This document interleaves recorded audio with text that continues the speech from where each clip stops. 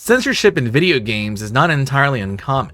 In fact, we might see something being replaced or removed due to some kind of levels of violence, sexualization, or even political influence.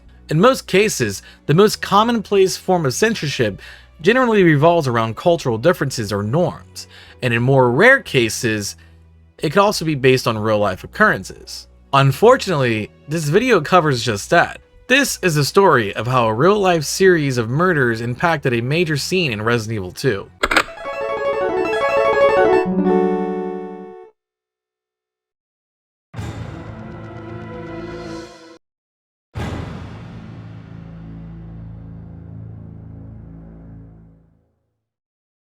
You might be wondering how a game like Resident Evil 2 could possibly be censored, considering how violent the final product actually is. In fact, Resident Evil 2 is probably the most violent of the RE titles, not including the decapitations, but the character death animations alone are awfully brutal, giving plenty of us nightmares as kids. We even get to witness a real-time mutation of one of the primary antagonists in all of its gory detail. The censorship in the game revolves around the first encounter in Scenario A with the very first licker. Originally, before the FMV sequence, a severed head fell from the ceiling. In fact, you can actually input the code specifically in the Dolphin emulator version in order to restore the cutscene trigger. Why this was removed was briefly explained by the then Resident Evil 2 director Hideki Kamiya during Carcinogen's Resident Evil 2 director stream, where Carci played Resident Evil 2 alongside CVS Freak and Hideki Kamiya himself. Upon reaching the licker encounter, Kamiya-san stated that near the end of the game's development, the scene showcasing the decapitated head was removed due to a series of murders that took place in the same year as the game's development, mostly due to one of the child victims being murdered in a similar and grisly fashion. Due to the climate of Japan during that time, Capcom hastily removed the scene altogether, although as I said earlier, the code is still there, just not flagged to be triggered.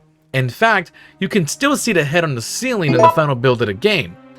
When you first enter the room, the head is definitely on the ceiling, but upon re-entering the room, it disappears.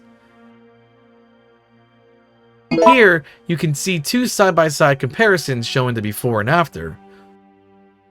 Go look for yourself. This is no Photoshop. Now, I don't want to go into any of the grimy details surrounding these murders. However, it's important to note that Kamiya-san himself did not go into any details. So, I took it upon myself to do some personal research, and I believe that the murders in question surround those of the Kobe child murders, where one of two victims, who were both children, were murdered by a then 14-year-old boy simply known as Sakakibara Saito. Now, there's a lot to unpack here, but this isn't the video or place to learn about every single detail surrounding these events and the controversies that have followed it to this present day. The murders themselves took place between February 10th and June 28th of 1997, which would coincide with the development of Resident Evil 2. It also didn't help that the Japanese government was pushing for higher levels of scrutiny, especially towards adult content. Mostly because the 14-year-old boy who had committed these atrocities had in possession loads of adult-rated manga and other various sources of media. So, much like America, Japan's government was pointing a finger at the video game and television industries. You can learn more about this tragedy on your own.